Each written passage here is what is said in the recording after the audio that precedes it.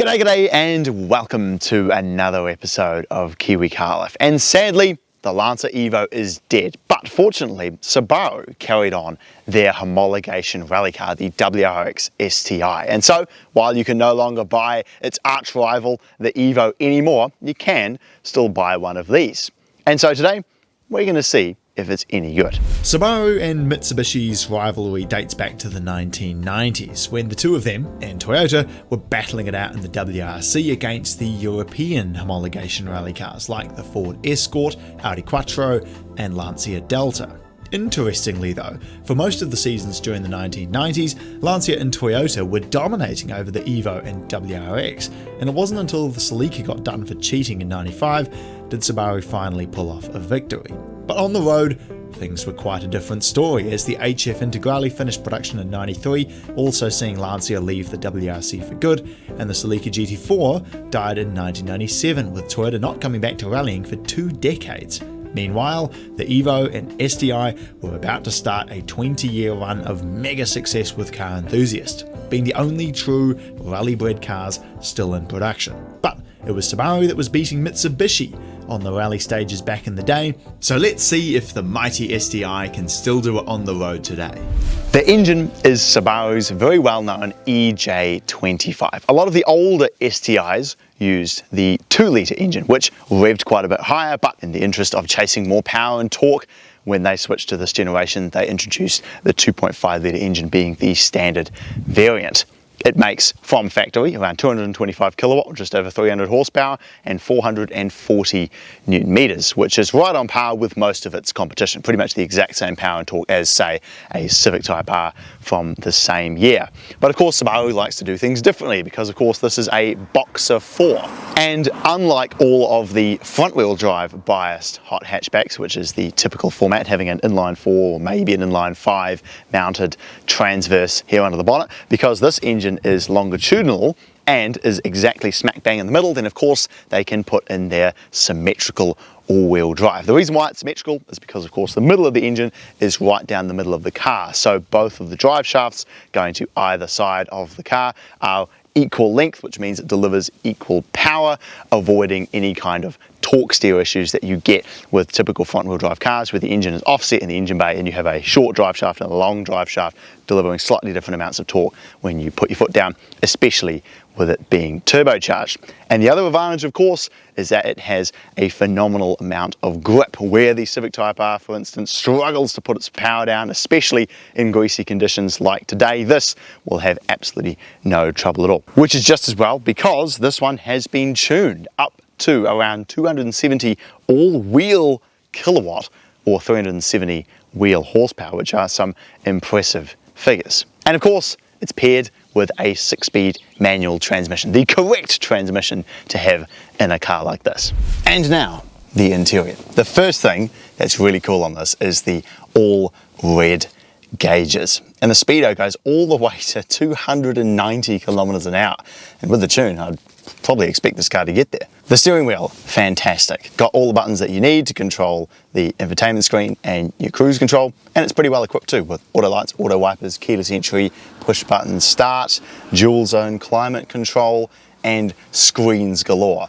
You've got a screen here in the middle, which can show your fuel economy, and you can adjust how the center diff is adjusting the power front to rear, which is quite cool. And then of course your infotainment system with reversing camera, Bluetooth music, and the build quality throughout is not bad. The dashboard, you can tell it's just out of any old Impreza. The seats themselves are very comfortable. They're not actually that aggressively bolstered, which I quite like. It holds you in enough, but it's not too aggressive where it's uncomfortable. You could genuinely use this every single day. And I guess that's the best part about it, is that you've got the power, you've got the looks, but it also has a pretty nice and very usable, comfortable interior with lots of room inside. So now, let's see how it drives. I've had the pleasure of driving pretty much every single well-known modern hot hatchback from Renault, Honda, Audi, BMW, and I used to own a 3-litre R Legacy, so I know that Subaru has got a pretty good product. Let's see what this one goes like. First impressions, it's very fast. You definitely notice the tune. The boost comes in quite late actually, like even foot down at like 3,000 RPM, doesn't really do anything until like 4 grand, but then it gets on the move. And it's surprisingly quiet as well. Transmission feels good, very similar to my 3-liter Legacy. It's probably a very similar transmission, but fortunately, obviously because this car's a lot newer, the bushings feel heaps better.